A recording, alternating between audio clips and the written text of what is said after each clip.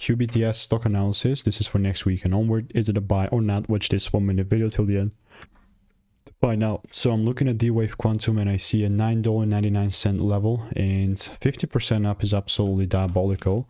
I mean, having made a video on this yesterday, way before really anything happened. Yeah, you can see here. It, like, obviously documented in the Discord, but if I come out here, you can see it was sitting at 691.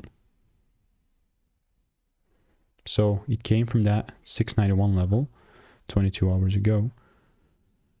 And it's almost even about to deliver 11, but it's 998 as of right now. I'm still very open-minded for, you know, doubling down on this bullish side. And the way that I'll do this is wait for a pullback inside my demand zone here. And only then, if I see a double break, I'm willing to take things up. You know, if my rules are not met, obviously I'm not going to buy. So that's how QBTS looks like for me. And if you want to make more money in a simple way in just weeks, click the first link in the description. There is a lot of stuff.